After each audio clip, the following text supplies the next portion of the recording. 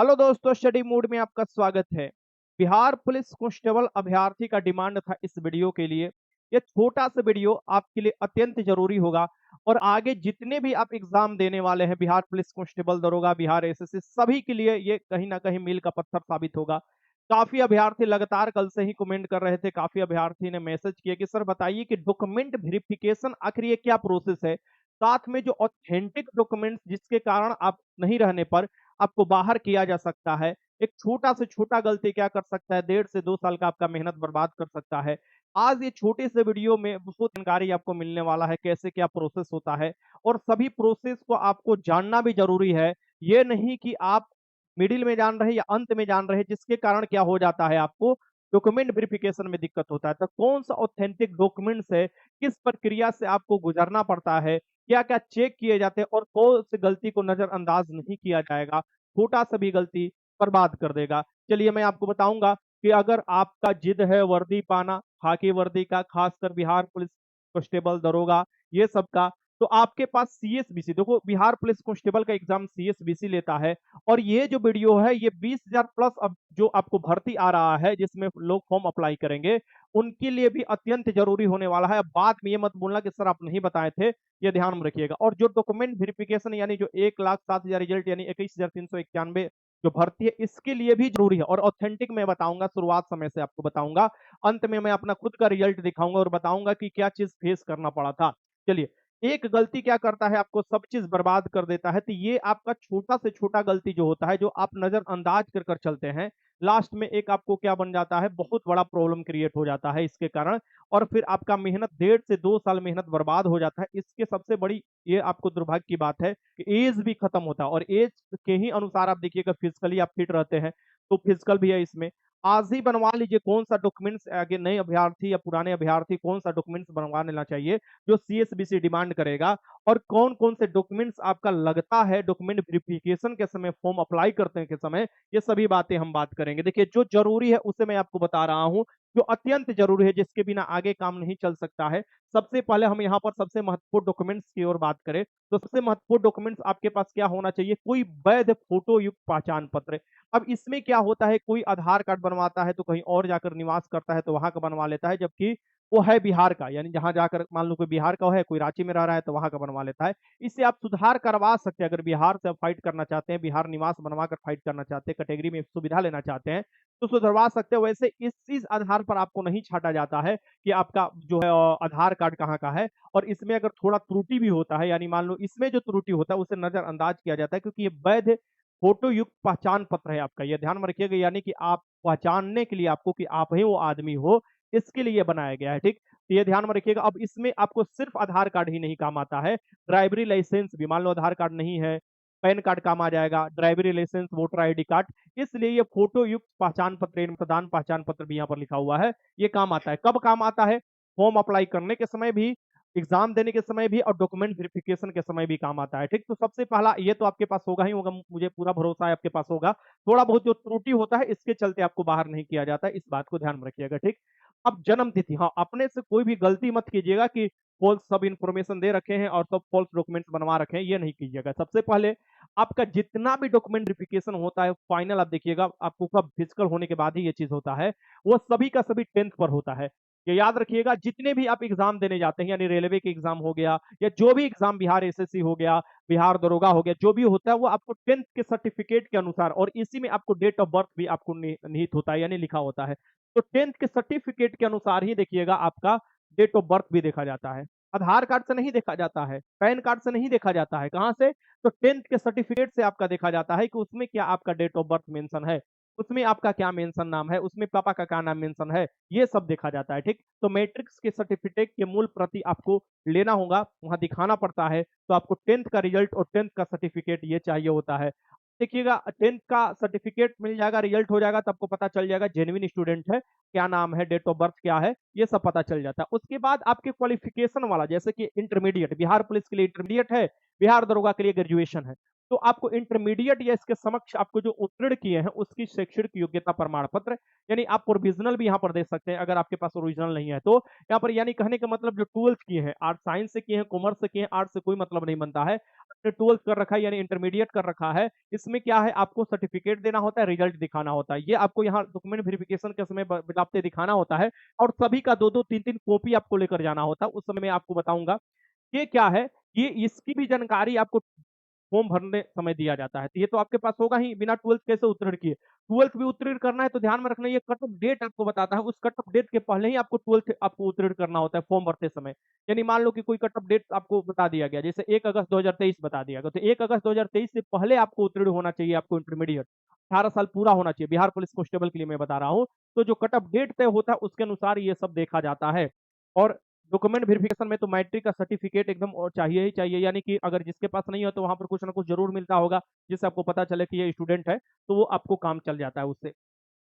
चौथा में क्या है, अब ये जो है आपका एजुकेशन था बिहार पुलिस कांस्टेबल के लिए, ये फॉर्म भरते समय भी चाहिए, डॉक्यूमेंट वेरिफिकेशन के समय भी चाहिए, ध्यान में रखिएगा। अब ये जो है समक्ष पदाधिकार द्वारा निर्गत जाति प्रमाण पत्र। अब जाति क्यों चाहिए होता है, तो बिहार के अगर निवासी है तो बिहार में हम आरक्षण लेना चाहते हैं, आरक्षण की सुविधा एससी एसटी ओबीसी जो बने BC1 BC सेकेंड EWS, अगर ये चाहते हैं तो आपके पास जाति आपको होना चाहिए। जाति में क्या, अनुसूचित जाति, ध्यान में रखिएगा, अनुसूचित जनजाति, अत्यंत पिछड़ा वर्ग जिसे ईबीसी कहा जाता है, और पिछड़ा वर्ग जिसे बीसी सेकेंड कहा जाता है। ठीक, इसे अत्यंत पिछड़ा वर्ग को बीसी फर्स्ट बोला जाता है, ओबीसी का 2 भाग है, और आपको पिछड़ा वर्ग को बीसी सेकेंड बोला जाता है। महिला अभ्यर्थी, ध्यान में रखिए यहाँ पर साफ साफ लिखा हुआ है कि महिला अभ्यर्थी विवाहित या अविवाहित हो, यानी शादी भी हो गया हो या शादी नहीं हुआ हो, उनके जितने भी प्रमाण पत्र जैसे कि जाति प्रमाण पत्र पिता के नाम पर और पता अंकित होने पर ही मान्य होंगे। यानी आपको क्या होगा, जाति प्रमाण पत्र पिता के नाम पर और पता अंकित होना चाहिए, यानी पिता के गांव कहाँ है, कैसा चीज है, वो होना चाहिए। फिर से मैं बता देता हूं कि जितने भी लड़कियां शादीशुदा है या शादीशुदा नहीं भी है, मेनली तो शादीशुदा होने का, यानी कि जब शादीशुदा नहीं है तो भैया वो तो पापा का ही प्रमाण पत्र देगी। शादीशुदा हो जाने के बाद पति आ जाता है बीच में, मतलब पति से जो भी है उनका पति ही कहा जाता है जिससे शादी होता है। तो वाइफ जो होती है वो पत्नी होती है, और हस्बैंड जो होता है जो कि पति होता है। हस्बैंड, हंस हंस कर बैंड बजाना हस्बैंड का मतलब ये चीज ड्यूटी का तो है, ऐसे बोला बोला जाता है। तो हस्बैंड मान लो कि यूपी का हो या आपका झारखंड का हो, अगर आप बिहार का है तब पर भी आपको जाति प्रमाण पत्र पिता के नाम से ही बनवाना पड़ेगा। ठीक, क्योंकि आरक्षण जन्म से यानी कि पिता के नाम से मिलता है, आपको शादी करने से इधर उधर जाने से नहीं मिलता है। ठीक, एक बात ध्यान में रखिएगा, ये दिमाग में खुरपाती मत उत्पन्न कीजिएगा। यानी जितने भी आरक्षण की सुविधा मिलते हैं पिता के नाम से मिलते हैं। ठीक, तो आपको ये चीज कराना होगा, यानी अगर इस कैटेगरी में आते हैं तो ये आपको जाति प्रमाण पत्र बनता होगा, ये आपको बनवाना होता है। ठीक, तो यहाँ पर देखिएगा एनसीएल जरूरी होता है। अब एनसीएल क्या होता है, क्रीमी लेयर रहित यानी non creamy layer. Creamy layer रहित कहने का मतलब कि तार बाबूजी ज्यादा पैसा नहीं कमा, ठीक, तार बाबूजी के पास ज्यादा धन नहीं है, तू गरीब बाड़ा, एक तरफ से देखा जाए तो ओबीसी में ये लागू होता है, अभी ओबीसी में ही लागू है। तो बिहार में ओबीसी 2 भाग में है, BC1 जिसे ईबीसी कहा जाता है, ईबीसी, और बीसी बीसी सेकेंड जिसे हम आम भाषा में ओबीसी बोल देते हैं, ये ऐसे ओबीसी का ही भाग है। इन दोनों के लिए ही आपको लगता है एनसीएल, यानी एनसीएल लगता है। तो एनसीएल किसके लिए लगेगा, आपको विवाहित भी है अविवाहित भी है, दोनों के लिए। यानी कि अगर पिता के नाम से ही बनेगा ये सब, तो आपको पिता के नाम से बनता है BC1 BC सेकेंड के लिए। आप ईबीसी और आपको जो होता है ईबीसी और आपको BC सेकेंड ये बनवाना होता है, आपको बनवाइएगा तभी आरक्षण की सुविधा मिलेगा, नहीं तो ना मिलता है, ध्यान में रखिएगा। ठीक है, तो ये क्रीमी लेयर रहित यानी कि आपके पास पैसा नहीं है, आप भरे होंगे, मैं मुझे पता है आप एनसीएल टिक किए होंगे और जिस कारण से आपको एनसीएल दिखाना होता है। ठीक, तो एनसीएल दिखाना होता है किसको किसको, मात्र आप देखिएगा कि ओबीसी वाले अभ्यर्थी को अभी एनसीएल दिखाना होता है और किसी को नहीं दिखाना होता है। ठीक, यानी फिर से देख लीजिए, ओबीसी वाले अभ्यर्थी ही दिखाएंगे। एससी एसटी वाले अभ्यर्थी क्या करेंगे, एससी एसटी वाले अभ्यर्थी सिर्फ अपना जाति प्रमाण पत्र, और खास बात यह है कि एससी एसटी वाले अभ्यर्थी जितने भी हैं वो कभी का भी जाति प्रमाण पत्र दिखा सकते हैं, नया भी दिखा सकते हैं, पुराना भी दिखा सकते हैं, क्योंकि भाई वो 10 साल पहले भी जन्म होंगे तो एससी एसटी में ही, अभी भी जन्म होंगे तो एससी एसटी में ही, उनमें पैसा का थोड़ा ना भी मामला है, अभी उनमें नॉन क्रिमिलेयर का तो मामला है नहीं। तो उनको क्या करना होगा, उनका नया भी चलता है पुराना भी चलता है, किसके लिए, एससी और एसटी के लिए। ठीक, इनको अपना जाति प्रमाण पत्र जो होता है सिर्फ दिखाना होता है, इनमें एनसीएल नहीं दिखाना पड़ता है, सिर्फ इनको जाति प्रमाण पत्र या बिहार राज्य से है, बिहार के निवास आपको दिखाना पड़ेगा और जाति प्रमाण पत्र दिखाना पड़ेगा। अब देखो एनसीएल हो गया, एनसीएल के बाद क्या आता है देख लो यहाँ पर, अब ये सबसे इम्पोर्टेंट है कि डोमिसाइल दिखाना होता है। डोमिसाइल किसे कहा जाता है? यानी जिस राज्य में आप निवास करते हैं या जिस जगह पर। तो बिहार के निवासी होने पर आपको तभी तो सुविधा मिलेगा ना, बिहार के निवासी होंगे तो बिहार के आरक्षण के दावा करेंगे। तो उसके लिए आपको पता होना चाहिए कि आप बिहार के किस जिले में कहाँ निवास करते हैं। तो निवास प्रमाण पत्र, अब जाइएगा तो 3 चीज़ एक साथ बनता है, जाति बनता है, निवास बनता है, आय बनता है। अब बीसीसी आप जाते होंगे ब्लॉक में तो ये तीनों एक साथ बनता है। ये तीनों चीज़ पड़ता है, उसी समय आपका निवास बनता है, तभी तो आपको सुविधा मिलेगा ना। तो ये बिहार के निवासी होने के संबंधित आपको निवास पत्र चाहिए, नहीं तो अगर ये आपको बिहार के निवासी ही नहीं है तो आप यूआर में फाइट करते हैं, यानी आपको रिजर्वेशन नहीं मिलता। और ये सभी चीज जितने भी डॉक्यूमेंट्स मैं बता रहा हूँ, ये चीज आपको दिखाना होता है डॉक्यूमेंट वेरिफिकेशन के समय। और फॉर्म भरते समय भी तो आप टिक लगाए होंगे ना, तो आप बिहार के निवासी हैं, लगाए तो होंगे ही, नहीं तो अनरिजर्व में आप फाइट करते हैं, यानी कि जिसका सीट नहीं रिजर्व है उसमें फाइट करते हैं। अगर कोई अभ्यर्थी, देखो 50% सीट जो है ये आपको होम गार्ड वाले जो अभ्यर्थी हैं पहले से उनके लिए रिजर्व होता है। तो जो भी अभ्यर्थी होम गार्ड में है यानी गृह रक्षक में है, उनके लिए आपको गृह रक्षक आपको प्रमाण पत्र कि हम होम गार्ड में ड्यूटी करते हैं, उनके लिए कम कटअप जाता है, पासिंग पर ही मान लो हो जाता है इनका। तो ये इनको दिखाना होता है कि हमने होम गार्ड में ड्यूटी किया है, हम ड्यूटी करते हैं, इसलिए इनको सुविधा मिलता है, आरक्षण की सुविधा ये उठाते हैं। तो ये चीज़ देखिएगा तो 50% आपको सीट इनका रिजर्व होता है, लेकिन ये 50% होते कहाँ पर हैं? इनका तो सभी सीट चल जाता है जो जो नहीं है होम गार्ड वाले, यानी आप लोगों के पास चला जाता है, ठीक?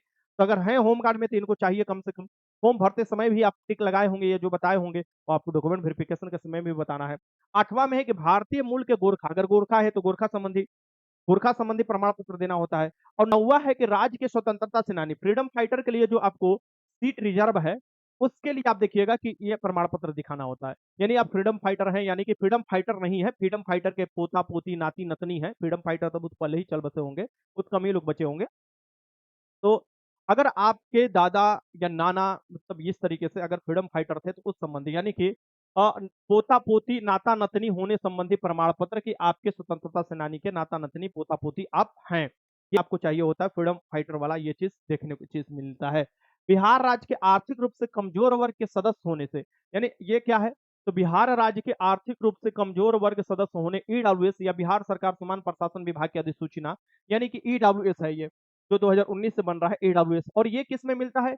ये मिलता है जनरल लोग, यानी ब्राह्मण, राजपूत, भूमिहार, लाला, ये सब जो होते हैं, जो पैसा कम, जिनके पिताजी का पैसा कमाते हैं, कम कमाते हैं, जिनके आर्थिक रूप से स्थिति दयनीय है, वो ईडब्ल्यूएस बनवाते हैं। 10% जो आरक्षण होता है, तो इनको ईडब्ल्यूएस बनवाना पड़ता है। और जब भी आप ईडब्ल्यूएस में टिक लगाए, इसका मतलब कि आपको डॉक्यूमेंट वेरिफिकेशन के समय ईडब्ल्यूएस प्रस्तुत करना होता है। मैंने क्या बताया? जब ईडब्ल्यूएस में आपने टिक लगा दिया कि मैं ईडब्ल्यूएस के अंतर्गत आता हूँ, आपको ईडब्ल्यूएस प्रस्तुत भी करना होगा, तो आपके पास डॉक्यूमेंट्स होना चाहिए। तो मैंने क्या बताया कि जितने भी अभ्यर्थी हैं, 9 आप 10th तो 12th तो आप तो पास हो ही गए होंगे, जो बिहार पुलिस की भर्ती में भाग लेना चाहते हैं, उनके पास क्या होना चाहिए? जैसे जो बीसी 1 और बीसी सेकंड, यानी कि आप कह सकते हो ईबीसी और बीसी सेकंड में आते हैं, इनको इनका अपना सर्टिफिकेट होना चाहिए, साथ में इनका एनसीएल होना चाहिए। ये अभी से आपको बनवा लेना है। निवास तो कभी भी बन जाता है, ये चीज़ आपने यानी कि जाति सर्टिफिकेट आपको और उसके साथ एनसीएल आप बनवा लीजिएगा, जो भी भर्ती में अप्लाई करना चाहते हैं, अभी तक नहीं बनवाया तो जितना जल्दी हो सके बनवा लीजिए। ईडब्ल्यूएस वाले ईडब्ल्यूएस अपना बनवा लीजिएगा, ठीक? ईडब्ल्यूएस बनवा लीजिएगा, बाकी निवास तो बन ही जाएगा उसी समय बनवाते समय। कम से कम ये 2 अभ्यर्थी जो हैं ये ज़रूर अपना बनवा लीजिएगा, क्योंकि सबसे बड़ा प्रॉब्लम इन्हीं में होता है, ठीक? और जो विवाहित लड़की है वो पिता के नाम से ही ये सभी चीज़ बनवाएँगे। साथ में देखिएगा एससी और एसटी, एससी-एसटी के लिए कोई भी चीज़ नहीं, अपना जाति प्रमाण पत्र तो बन ही जाएगा, आसानी से जाकर अभी भी बनवा सकते हो तो बनवा लो। उसके बाद ही फॉर्म अप्लाई करना, ध्यान में रखना जो भी चीज़ बता रहा हूँ अभी एकदम दिमाग में बैठा लो ये चीज़, नहीं तो बाद में प्रॉब्लम फेस करना पड़ेगा। और ये सभी चीज़ें डॉक्यूमेंट वेरिफिकेशन के समय चेक होते हैं। डॉक्यूमेंट वेरिफिकेशन के समय में 3-4 चीज़ गलती नहीं करना है। 3-4 चीज़ में पहला नंबर आपको हो जाएगा डीओबी, डेट ऑफ बर्थ, ये गलती हुआ तो आपको रिजल्ट से बाहर होना पड़ेगा। दूसरा नंबर कैटेगरी, कैटेगरी मान लो कि ईबीसी में हो और ईडब्ल्यूएस में डाल दिए, ये नहीं गलती क्योंकि आरक्षण मिलता है। और तीसरा नंबर पूरा का पूरा आपका नाम ही चेंज हो या आपका जो नाम बदलाव हो, उस कारण से भी आपको ये चीज़ देखने को मिलता है। चौथा number cut off, passing date से आप बाद में पास किए हो, यानी कि आप कहीं न कहीं धोखाधड़ी कर रहे हो, उसके चलते आपको बाहर कर दिया जा सकता है। ठीक, तो ये 3-4 जो गलती है इसे नज़रअंदाज नहीं करता है आयोग, क्योंकि इस पर आपको कहीं न कहीं कट तैयार होता है और आपको बाहर कर दिया जाएगा, ठीक? साथ में आप जो भी सर्टिफिकेट आपको बोले हैं बिहार फॉर्म भरते समय बिहार पुलिस का, वो सब दिखाना होता है। ये सब काम कीजिएगा और ध्यान में रखिएगा कि इस बार जो डॉक्यूमेंट वेरिफिकेशन होने वाला है, ये बहुत तगड़ा तरीका से डॉक्यूमेंट वेरिफिकेशन होने वाला है, ठीक? यानी आयोग के चेयरमैन भी बदले हैं और वो खुद रहेंगे डॉक्यूमेंट वेरिफिकेशन में, और तगड़ा तरीका से इसलिए मैं बता रहा हूँ कि बहुत से अभ्यर्थी अदर स्टेट वाले भी होकर कुछ इधर-उधर झोल-झाल करते हैं, तो उनको एकदम धरा जाएगा, एकदम पकड़ा जाएगा। ये आपको मैं इन्फॉर्मेशन अभी बता देता हूँ कि अगर आप जेन्युइन स्टूडेंट हैं, तो कुछ मत डरिए। अगर आपका थोड़ा बहुत कहीं पर मिस्टेक भी हो गया है, तो वहाँ पर सुधार किया जाएगा। लेकिन ये जो चीज़ मैंने बताया जिससे कट निर्धारित होता है, वो चीज़ नहीं आपको बर्दाश्त किया जाता है, उस आधार पर आपको बाहर कर दिया जाएगा, ठीक? तो ये ध्यान में रखिएगा। अब चलते हैं जैसे कि मेरा जो मैं क्यों बताया ये चीज़, तो ये मेरा रिजल्ट देख सकते हो, ये बिहार पुलिस कांस्टेबल है और ये कब का है, तो आपको ये 2019 वाला है, 11,880 वाला में है। पीईटी कब होने वाला था आप देख सकते हो, पीईटी जो होने वाला था ये 25/7/2020 को हमारा होने वाला था पीईटी। और आपको देखोगे कि इसमें डेट भी बदलते रहता है अगर। इसमें भी आप देखोगे ये क्यों मैंने लगाया, यहाँ पर देखो डॉक्यूमेंट सभी आपको जितने भी पीईटी वाले होते हैं वहाँ पर डॉक्यूमेंट्स दिया रहता है। तो डॉक्यूमेंट्स में देखिए देखोगे तो ये सभी वैध पहचान पत्र, जन्म तिथि प्रमाण पत्र यानी मैट्रिक सर्टिफिकेट के मूल। अब जन्म तिथि जो होता है वो मैट्रिक सर्टिफिकेट के अनुसार ही देखा जाता है, जो मैंने बताया। इंटरमीडिएट या समक्ष आपको उत्तीर्ण प्रमाण पत्र आपको चाहिए। अब सक्षम पदाधिकारी द्वारा निर्गत जाति प्रमाण पत्र चाहिए। महिला अभ्यर्थी विवाहित या अविवाहित हो, जो भी होगा वो पिता के नाम पर होगा। क्रिमिनल रहित जो वो चीज़ सभी चीज़ डोमिसाइल आपको चाहिए बिहार राज्य से अगर है तो। होम गार्ड में है तो आपको कम से कम उसका संबंधित आपको प्रमाण पत्र चाहिए। गोरखा है तो गोरखा संबंधी चाहिए। स्वतंत्रता सेनानी फ्रीडम फाइटर वाले हैं तो फ्रीडम फाइटर के अकॉर्डिंग आपको चाहिए आरक्षण की सुविधा लेने। ईडब्ल्यूएस है तो ईडब्ल्यूएस आर्थिक रूप से कमजोर वर्ग है तो वो चाहिए होता है। और जिन अभ्यर्थियों को विज्ञापन आवेदन के विज्ञापन संख्या के आधार पर आयु में छूट यानी कि 2018 वाला के एक साल छूट मिला था 2019 को, 2018 में ही भर्ती आया था अच्छा खासा 12,000 से अधिक भर्ती। तो रद्द किया गया, फिर 2019 में अलग-अलग भर्ती आया, जैसे 2019 में बिहार पुलिस का आया, फिर बाद में जाकर 2380 फायरमैन का आया। नहीं तो 2 भर्ती एक साथ 2018 में आने वाले थे। एग्ज़ाम होने के मात्र 7 दिन पहले ये भर्ती रद्द कर दिए गए थे। आप सभी लोग जानते हो उसका भी तैयारी मैंने कराया था, 2018 में ही तैयारी कराया था, आपको पता होना चाहिए, ठीक? तो वो चीज़ है और बाकी तो अपना सोशल डिस्टेंसिंग ये सब जो उस समय का दिया होगा। मेरा जब सबसे पहला बिहार पुलिस का भर्ती था, जो कि बहुत लोग मुझे लगता है कि जो सीनियर होंगे या जो मेरे ऐज के होंगे वही आपको इसमें पार्टिसिपेट किए होंगे। उसका 9 मार्च 2018 का फिजिकल हुआ था। मैंने बताया था कि आपको थोड़ा-थोड़ा आपको ठंडा था। तो 9 मार्च 2018 को फिजिकल हुआ था, रिपोर्टिंग टाइम मेरा 7 बजे ही था और यहाँ पर आप देखिएगा कि रिपोर्टिंग टाइम जो ये डिफरेंट होते रहता है, ठीक? आप देखिएगा यहाँ पर जो ये इस समय जो रिपोर्टिंग टाइम था, ये आपको देख सकते हैं मेरा रिपोर्टिंग टाइम 2 बजे है, 2 पीएम पर है। लेकिन आपको जो मेरा फर्स्ट एकदम फिजिकल जो हुआ था, जो कि मात्र फर्स्ट डे वाला फिजिकल में मैंने पार्टिसिपेट किया था, सब चीज़ किया था, ये जो हुआ था ये 7 एएम पर हुआ था, यानी सुबेरे हुआ था, ठीक? और सभी आपको वहीं हुए थे, यानी कि आपको राजेंद्र जो है ये क्या बोला जाता है, गर्दनी बाग हुए थे। और इसमें भी सेम आपको सभी वही सर्टिफिकेट दिया है। ये मेरा पहला भर्ती था। ये देखोगे ये मेरा पहला भर्ती था, ये आपको जो फिजिकल वाला है वो चीज़ मैंने दिखा दिया। ये क्यों दिखा रहे हो? ऑथेंटिसिटी के लिए दिखा रहा हूँ कि देखो ये चीज़ झेलना पड़ता है। ये चीज़ मैंने दौड़ा है, हाई जंप किया है, गोला फेंक किया है, नापा गया है सब चीज़। उस समय 67% इसी रिजल्ट में देखोगे कि लड़कियों का जो हुआ था रिजल्ट 67% रिजल्ट हुआ था। पूरा हंगामा उठा था। 67% क्योंकि आपको आरक्षण की सबसे ज़्यादा सुविधा इसी में आपको लागू किया गया था। 9,990 के करीब इसमें भर्ती था और ये देखोगे काफ़ी हेडलाइन बना था। उसी के बाद आप देखोगे लड़कियों का 1 मिनट घटा दिया जाता है। यानी पहले जो दिया जाता था 6 मिनट में 1 किलोमीटर, अब कर दिया गया आपको 5 मिनट में 1 किलोमीटर और 4 मिनट में मारोगे तो आपको 50 में 50 मिलेगा। इसी के बाद घटा दिया गया था, ठीक? फिर आप देखोगे ये देखो, केंद्रीय परिषद की ये जो कौन-सा है भैया, ये आपको देखो कुछ जो हाथ लगा मैं आपको यहाँ पर ऐड कर दिया। ये अग्निशामक है यानी 2380 का जो फायरमैन वाला है, वो चीज़ है और यहाँ पर आप देखोगे इसका मैंने फिजिकल मतलब नहीं दिया था क्योंकि मुझे जाना नहीं था। तो पीईटी देखोगे ये आपको 16/11/2022 को यानी 16 नवंबर 2022 को ये शिफ्ट जो था 16 सी में था। अलग-अलग आपको रिपोर्टिंग टाइम देख सकते हो कि 9 एम था यानी सुबह में 9 बजे था, ठीक है? उसके बाद एक और आपको रिजल्ट हाथ में लगा तो वो मैं आपको दिखा देता हूँ यहाँ पर। और भी बहुत से मतलब 2-3 और रिजल्ट है सीएसबीसी द्वारा, लेकिन वो हाथ में मतलब कि वो ढूँढना पड़ेगा, फाइल में निकालना पड़ेगा, फिर देखना पड़ेगा मोबाइल में कहाँ है। ये सभी टेलीग्राम पर था तो मैंने वहाँ से उठा लिया। ये देखो 23/8/2023 को हुआ था, मुझे लगता है डेट भी इसमें बदलाव किया गया था। ये आपको एक्साइज कांस्टेबल वाला था 689 वाला। इसमें भी देखोगे जो रिपोर्टिंग टाइम है ये 9 एएम है, यानी सुबह के 9 एएम था और ये 23 सी आपको जो था शिफ्ट में था। तो ये इस तरीके से आपको अब कहोगे सर जी ये रिजल्ट कैसे आता है, कहाँ से आता है?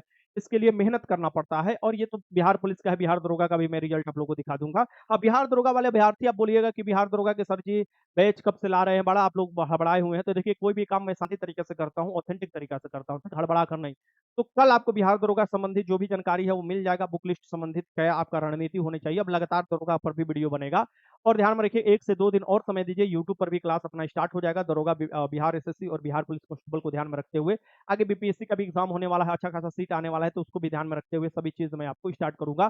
बाकी बैच जो होगा उसमें सभी रणनीति, सभी फुल मॉक टेस्ट आपको सेक्शनल टेस्ट मिलेगा। तो दरोगा वाले अभ्यर्थी कल हाँ, जो विजेता बैच जॉइन करना चाहते हैं, विजेता बैच जाकर जॉइन कर सकते हैं। एप्लीकेशन पर स्टडी मोड पर है, कल से उसका भी क्लास मैं स्टार्ट करूँगा धीरे-धीरे और अच्छे तरीके से एग्ज़ाम से पहले 50% सिलेबस खत्म मतलब एग्ज़ाम नहीं, एग्ज़ाम का फॉर्म आने से पहले ही 50% सिलेबस खत्म करने की पूरा कोशिश है और अच्छे से तैयारी किया जाएगा। प्रैक्टिस की कहीं से भी क्वेश्चन आए तो आराम से आप कर लो, ठीक?